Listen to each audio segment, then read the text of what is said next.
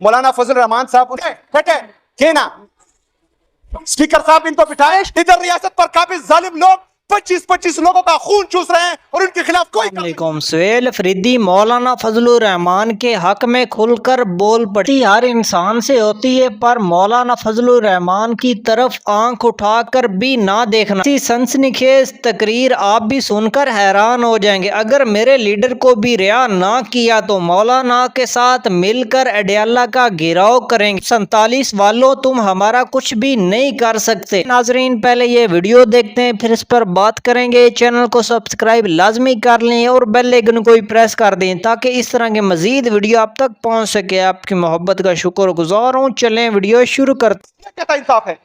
आजाद पुख्तनिस्तान का नारा लगाएं, पाकिस्तान से आजादी का नारा लगाएं या कोई और नारा लगाएं तो ये इनका वहम है, ये इनका ख्वाब अधूरा रहेगा। हम पाकिस्तान जिंदाबाद का नारा लगाते थे, लगाते हैं और लगाते रहेंगे इंशाअल्लाह ताला। ये पाकिस्तान हमारा है, किसी के बात की जागीर नहीं है कि वो जब चाहे जो है पख्तूनों का खून बहाए। जनाब के अफगानिस्तान हमारा दुश्मन मुल्क है। उसके बाद अमेरिका के प्रेसिडेंट का बयान आता है कि अफगानिस्तान में हमें एक दफा फिर एयरबेस चाहिए। अगर 9/11 के बाद एक पॉलिसी बनी जिसमें पख्तूनों का सौदा किया गया, उनके सर का सौदा किया गया, और आज एक दफा फिर अमेरिका अफगानिस्तान में कुछ चाह रहा है और हमें एक दफा फिर ईंधन बनाया जा रहा है, तो हम वाज़ेह अल्फाज में ये पैगाम देते हैं कि हमारे पख्तूनों का खून मजीद हर किस सस्ता नहीं होगा। फोर्सेस की जानिब से यलगार किया गया, उसमें भी मासूम लोगों की जानें गई, मासूम लोग शहीद हुए। उसके बाद सिक्योरिटी फोर्सेस की फायरिंग से कमराबाद में मासूम लोगों पर बमबारी की गई, उन पर फायरिंग की गई। एक ही खानदान के 15 लोगों को मारा गया, जिसमें 10 लोग शहीद हुए। ये पिछले वाकयात हैं। अभी कुछ दिन पहले जिना में लोग अपने हकूक के लिए एहतजाज कर रहे थे और उन पर एक दफा फिर सिक्योरिटी फोर्सेस ने स्ट्रेट फायरिंग की थी। जनाब स्पीकर, उसमें भी जो है काफी लोग शहीद हुए थे और काफी जख्मी थे। कल रात एक दफा फिर 47 के जरिए जो इस ऐवान का हिस्सा बने हैं उनके बारे में हम बात कम करते हैं, लेकिन हम जो इनको लाए हैं, जो पाकिस्तान की एस्टेब्लिशमेंट है, उनके बारे में हम ज्यादा बात करते हैं, फिर भी इनको तकलीफ हो जाती। जनाब स्पीकर, मुझे तो यह बात समझ नहीं आ रही कि ये इस रियासत की कौन सी पॉलिसी है। आया ये रियासत पख्तूनों को पाकिस्तान का हिस्सा समझते हैं या नहीं समझते? आया ये रियासत पख्तूनों को पाकिस्तान का हिस्सा समझते हैं या नहीं समझते? आया ये रियासत पिछले 20 सालों से पख्तूनों का खून बहा बहा कर तक रही है या नहीं रही, या इसके पीछे इनका एजेंडा कोई और है? जिस तरह बलूचिस्तान में आजादी की तहरीकें शुरू हुई, जिस तरह सिंध में सिंधी द्वेष का नारा लगा, जिस तरह पंजाब में जाग पंजाबी जाग का नारा लगा, इस तरह पख्तूनों को भी एक तरफ लेके जाया जा रहा है या नहीं? ये हमारी मुहिब्बुल वतनी को टेस्ट किया जा रहा है या नहीं? मुसलसल हम पर 20 सालों से यह जुल्म हो रहा है। 80,000 जानों से ज्यादा नजराना हम इस पाकिस्तान के लिए, पाकिस्तान के अमन के लिए पेश कर चुके हैं। उसके बाद भी जो है हम ये कुर्बानियां दे रहे हैं। कुछ दिन पहले ख्वाजा आसिफ का बयान आता है, पॉलिसी बनानी चाहिए, एक कानून बनाना चाहिए कि जो बंदा भी किसी मासूम की जान ले उसके खिलाफ FIR ऑटोमेटिकली दर्ज होनी चाहिए। कोई भी कानून से बालातर नहीं होना चाहिए। इधर एक आम बंदा झगड़ा भी करता है तो इस पर FIR हो जाती है, उसको जेल भेज दिया जाता है। हमें कहते हैं कि इनके खिलाफ FIR आप दर्ज करें। किसकी मुदीयत में होगा? कौन मुदी बनेगा? उनको डराया जाता है, उनको धमकाया जाता है। इधर एक SHO की क्या हैसियत है, उसकी औकात क्या है कि वो इनके खिलाफ जाए? मैं आपसे पूछता हूं स्पीकर साहब, SHO तो छोड़े, SHO बड़ा है या चीफ जस्टिस ऑफ पाकिस्तान बड़ा है? कौन बड़ा है? किसका होता बड़ा है? यहाँ चीफ जस्टिस ऑफ पाकिस्तान, हमारे जजेस जितने भी हैं वो एक चिट का इंतजार करते हैं, उनके खिलाफ जो है वो फैसला नहीं दे सकते चिट के बगैर। एक SHO की इतनी हैसियत है कि वो किसी वर्दी वाले के खिलाफ FIR काटेगा। हम तो करेंगे, लेकिन जो मुद्दे आता है उनको डराया धमकाया जाता है, वो जो है पीछे हट जाता है। जनाब स्पीकर, इसके खिलाफ तमाम हाउस से मैं ये अपील करता हूं कि इंशाअल्लाह ताला हुकूमत की तरफ से हमारे जितने भी यहां अरकान हैं, हम सब कोशिश करेंगे इंशाअल्लाह ताला, और भरपूर कोशिश करेंगे कि जब भी किसी आम पाकिस्तानी की, किसी आम शहरी की मौत होती है, शहादत होती है, जान जाती है, तो जो बंदा उसका जिम्मेदार हो उसके खिलाफ जो है ऑटोमेटिकली FIR होनी चाहिए। या कौमी असम्बली में हमारे अपोजिशन लीडर के साथ क्या कर रही है? इधर तो आप जो है जनाब शफी जान साहब का माइक बंद करके अपोजिशन लीडर को बोलने का मौका देती है, जो पाकिस्तान तहरीक इंसाफ पर तनकीद करती है, लेकिन वहां पर जो है हमारे अपोजिशन लीडर को अरेस्ट करते हैं। मैडम स्पीकर साहिबा, यहां पर हमारे स्पीकर साहब जमहूरी बनने के लिए इनको बोलने का मौका देते हैं, लेकिन फेडरल गवर्नमेंट इनकी है और हमारे स्पीकर साहब जो कस्टोडियन ऑफ द हाउस है वो अडयाला जेल जाते हैं इमरान खान से मिलने के लिए, तो उनको वहां जो है मिलने नहीं दिया जाता। लेकिन यहां पर एक अपोजिशन का बंदा जो है उसके हक में बात नहीं करता कि उसके साथ ज्यादती हो रही है, और यह खैबर पख्तूनख्वा 4.5 करोड़ अवाम की बेइज्जती है, सिर्फ एक स्पीकर साहब की बेइज्जती नहीं है। हम तो चाहते हैं कि ऐवान मुकद्दस रहे। आज जो है चलो आज डिसाइड करते हैं, आप इस तरह करें, सर्फ दिखाएं जो आप गलत तरीके से फॉर्म 47 के जरिए और एस्टेब्लिशमेंट के जरिए हमारी 26 रिजर्व सीट्स जो आप हत्या गए हैं उन सब हत्याएं यहां से उठ जाते हैं, हमें तनकीद का निशाना बनाते हैं। ओ भाईजान, आपके साथ हमने लड़ना ही नहीं है, आप हमारे मुकाबले में है ही नहीं, आपकी तमाम सियासी पार्टियों की कोई हैसियत ही नहीं है पाकिस्तान तहरीक इंसाफ के सामने। हमारा मुकाबला उसके साथ है जिन्होंने इमरान खान साहब को अडयाला जेल में कैद किया हुआ है। हमारा मुकाबला उनके साथ है जो 26वीं आईनी तरमीम के जरिए पूरे दुनिया को मफलूज कर चुके हैं। हमारा मुकाबला उनके साथ है जो लंदन प्लान के तहत पाकिस्तान में जमहूरी हुकूमत को जो रेजीम चेंज ऑपरेशन का हिस्सा बनाते हैं। हमारा मुकाबला उनसे है जो लंदन प्लान के तहत यहां पर पाकिस्तान में एक दफा फिर दहशतगर्दी लाते हैं, एक दफा फिर मखदूम के सर का सौदा करते हैं, एक दफा फिर यहां पर दहशतगर्द लाते हैं, यहां पर दहशतगर्दी लाते हैं। हमारा मुकाबला उनसे है, हम उनके बारे में बात करते हैं, आप लोग यहां से खड़े हो जाते हैं, हमें तनकीद का निशाना बनाते हैं। ओ भाई जानिए, आप खुद मुकाबला करो उनका, हम आपका साथ देते हैं। यहां हम मुकाबला कर रहे हैं पाकिस्तान में जमहूरियत की बहाली का, पाकिस्तान में आजाद अदलिया की बहाली का, पाकिस्तान में आईन और कानून की बालादस्ती का। आप हमारा साथ दें, मैं दावत देता हूं, आप हमारा साथ दें। मैडम स्पीकर साहिबा, अमन अमान पर बातें हुई आज में खुसूसी तौर पर, क्योंकि इमरान खान साहब पाकिस्तान का सबसे मकबूल तरीन लीडर है, वो जेल में है। उनकी एहलिया जो गैर सियासी हैं उनको बिना हक कैद किया हुआ है। मैडम स्पीकर साहिबा, इमरान खान सियासी कैदी है, लेकिन उसके साथ दहशतगर्दों जैसा जुल्म हो रहा है जेल में। उसको साफ पानी नहीं दिया जा रहा, उसको वुज़ू के लिए साफ पानी नहीं दिया जा रहा, उसको पीने के लिए साफ पानी नहीं दिया जा रहा, उसकी किताबें बंद हैं, उसका अखबार बंद है, उसको एक्सरसाइज करने नहीं दिया जा रहा। इस तरह जो गैर सियासी उनकी एहलिया है बुशरा बीबी, उनके साथ जो है जेल में नारवा सलूक हो रहा है। उनको भी जो है साफ कपड़े नहीं दिए जा रहे, साफ पानी नहीं दिया जा रहा, ना पीने के लिए ना वुज़ू के लिए। यहां पर हमारी जो गलत तरीके से ये इस ऐवान का हिस्सा बनी हमारी बहनें, बुशरा बीबी तो एक औरत है, उनके लिए आवाज उठाएं।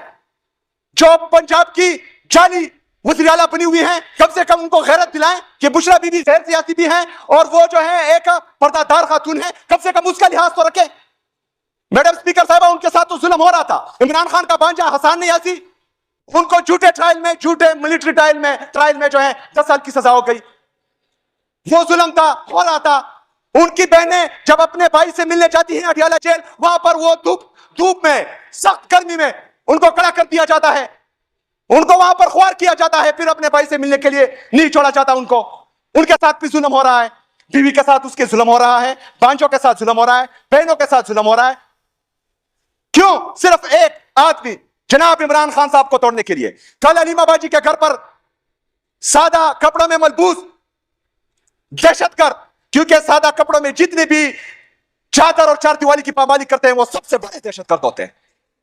सादा कपड़ों में जो चादर और चार दीवारी की पामाली करते हैं वो पाकिस्तान के सबसे बड़े दहशतगर्द हैं। कल अलीमा बाजी के घर में उन्होंने जो है चादर और चार दीवारी की पामाली की, उनके एक बेटे शाहरेज को वहां से उठाया, अगवा किया।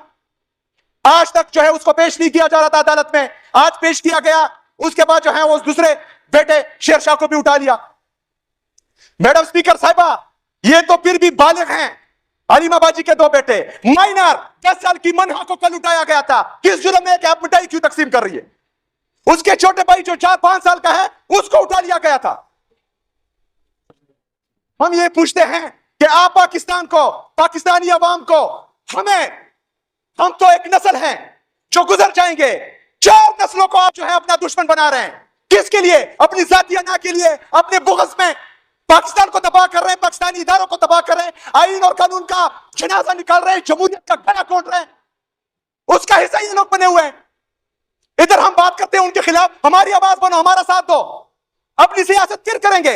लेकिन जो जिम्मेदार है 78 साल से इस पाकिस्तान की तबाही का, अगर उसके खिलाफ हम उठते हैं, बोलते हैं, बात करते हैं, आप हमारा साथ दें। हमारी बात रोकने के लिए यहां पर चीखे ना मारे। मैडम स्पीकर साहिबा, जब तक पाकिस्तान में आईन और कानून की बालादस्ती नहीं होगी, कोई जज, कोई जर्नल, कोई सियासतदान, कोई ब्यूरोक्रेट, जब आईन और कानून में सब बराबर नहीं होंगे, तब तक पाकिस्तान पे यही हालात होंगे। इसके लिए जद्दोजहद जरूरी है, इसके लिए लीडर का मुखलिस होना, ईमानदार होना जरूरी है। इसमें जो है एक लीडर का सादिक व अमीन होना जरूरी है, और वो पाकिस्तान में सिर्फ एक ही है, अब इमरान खान। इंशाअल्लाह ताला हमारी जद्दोजहद, खैबर पख्तूनख्वा में अमन अमान की बहाली, पाकिस्तान में आईन और कानून की बालादस्ती, पाकिस्तान में हकीकी जमहूरियत की बहाली, पाकिस्तान में आजाद अदलिया की बहाली, ये जद्दोजहद इंशाअल्लाह ताला हमारे मरते दम तक, इंशाअल्लाह बदन में आखिरी सांस होने तक ये जारी रहेगी। लेकिन यहाँ पर जो हमारे एक मेंबर ने हमारे खिलाफ बात की, तो अपनी तकरीर एक शेर पर इख्तिताम करूंगा और उसको जो है वो ये डेडिकेट करूंगा कि इतना मजबूर ना कर के बात सुनाने लग जाए, तुझे तेरी औकात याद दिलाने लग जाए। इतना मजबूर ना कर के बात सुनाने लग जाएं, तुझे तेरी औकात याद दिलाने लग जाएं। किसे सुना, किसे सुन हमारी बहादुरी के, अगर तुम्हें बताने लग जाए तो तू हमारे पैर दबाने लग जाए। जनाब स्पीकर, जमहूरियत के 3 सुतून हैं। सबसे पहला लेजिस्लेचर, फिर एग्जीक्यूटिव और उसके बाद जुडिशरी। एक वहशी दरिंदे की तरह अपने ही लोगों पर जेट तैयारों से बमबारी की गई और मासूम लोगों को शहीद किया गया। कुमार साहब, ये टास वाले को बिठाएं, आपको टास वाले को बिठाएं। सुहेल, आप 1 मिनट के लिए चुप हो जाए। सुरेश कुमार साहब, सुरेश कुमार साहब, मेरे ख्याल से आपको ये मुझे लड़ाई ये हमें दर्द दे रहा था कि प्लीज ये हमें दर्द दे रहा था कि आप पर अप्लाई करूंगी। ऐवान में तुम लोग आप सिर्फ पूरा माहौल आप खराब कर रहे हैं। सुने ना, आप सुनने किस तरह जवाब दें, मैं हल बता रहा हूं, बारी में जवाब दें। बैठे सुरेश साहब, वाले भाईजान, मैं हल बता रहा हूं। मैडम स्पीकर साहिबा, हल यही है ना, क्योंकि हमने जमहूरियत को मजबूत करना है। जो लोग गलत तरीके से आए हैं वो ऐवान की तकद्दुस को बहाल रखते हुए इस ऐवान से निकल जाएं। हकीकी जमहूरियत के जरिए ऐवान में आए, हम भी उनकी कदर करेंगे और लोग भी उनकी कदर करेंगे। अवाम का ये एतबार है इन पे कि ये जो बोलते हैं, ये जो करते हैं, ये जो कहते हैं, ना अवाम इनको सुनती है, ना देखती है, ना इनको वोट देती है। पूरे पाकिस्तान में सिर्फ 17 सीटें ये जीते हैं, तो ये तो इनकी मकबूलियत का हाल है। मेरे दोस्त इजाज साहब ने बात की कि यहां पर जो पख्तून कौमी जलगा हो रहा था, हम रात के 4-4 बजे तक उसको पुरअमन तरीके से वाइंड अप करने के लिए हमारे अपोजिशन बेंचेस भी, हमारे ट्रेजरी बेंचेस भी, हमारी सूबाई गवर्नमेंट भी उसमें सुबह 4-4 बजे तक मीटिंग कर रहे थे। मैडम स्पीकर साहिबा, यहां पर अमन और अमान के हवाले से जो इजलास चल रहा था, बेहतरीन चल रहा था।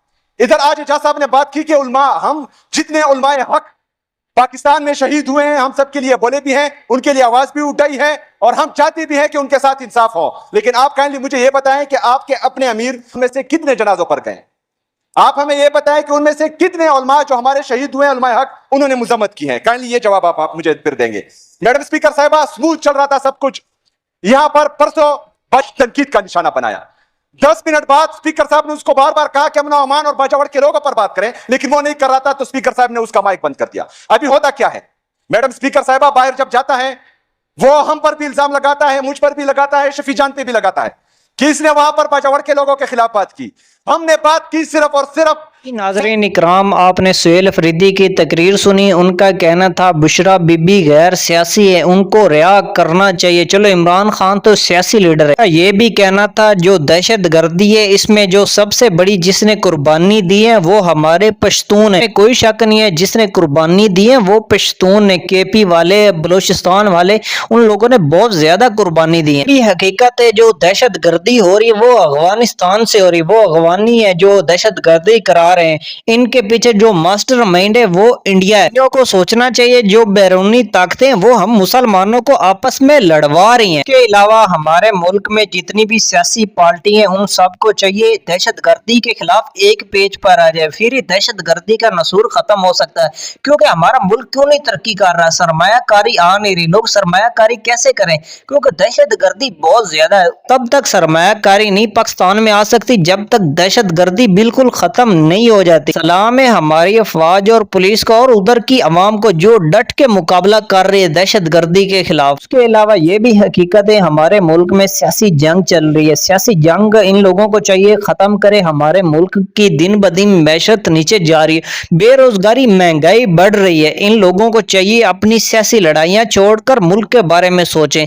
नाज़रीन इकराम, आप क्या समझते हैं? आप भी अपनी राय का इज़हार कमेंट में जरूर किया करें। आपकी राय हमारे लिए बहुत अहमियत रखती है। अगर वीडियो पसंद है वीडियो को लाइक कर दें, चैनल को सब्सक्राइब कर लें और बेल आइकन को प्रेस कर दें ताकि इस तरह की मजीद वीडियो आप तक पहुंच सके। आपकी मोहब्बत को शुक्रगुजार होते हैं न्यू वीडियो में। तब तक हमें दीजिए इजाजत। अल्लाह हाफिज। पाकिस्तान हमेशा जिंदाबाद।